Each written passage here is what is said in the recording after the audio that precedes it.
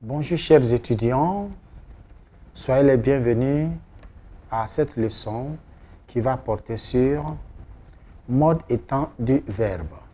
Objectif, mode du verbe, mode personnel et le mode impersonnel.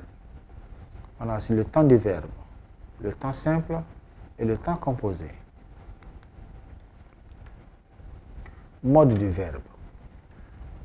Le mode est la forme sous laquelle les verbes sont groupés.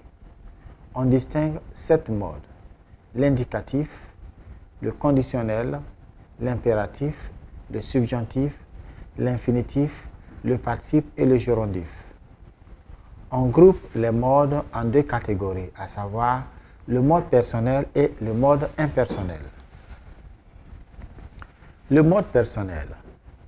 Les verbes conjugués au mode personnel requièrent un sujet.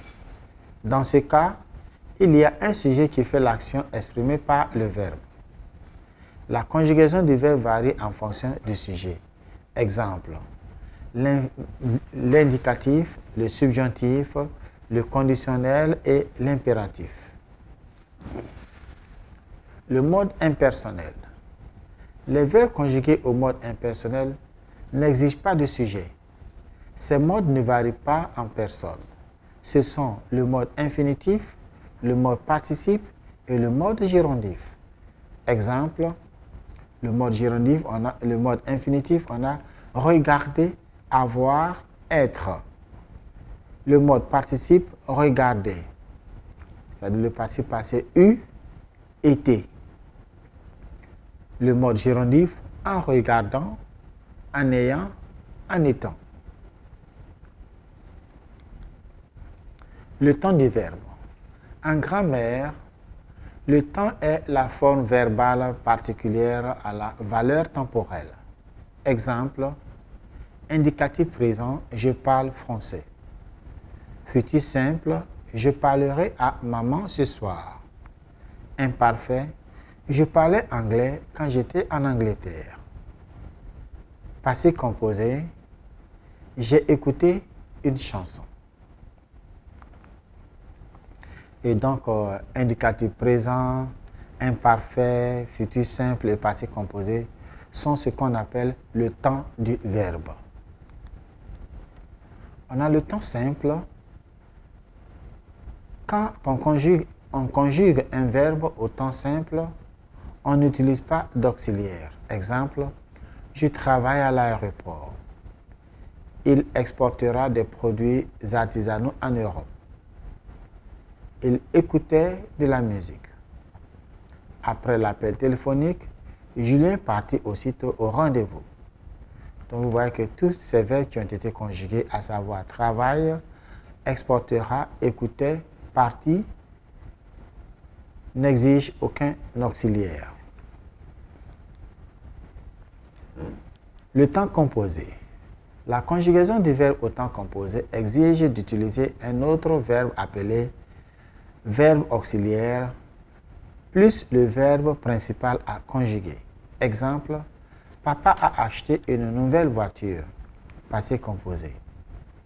Pour voyager en Europe, Joseph avait économisé beaucoup d'argent. Plus que parfait. À la fin du mois, Josiane aura terminé son projet. Futur antérieur. Exercice. Indiquez le mode des verbes dans les phrases ci-dessous.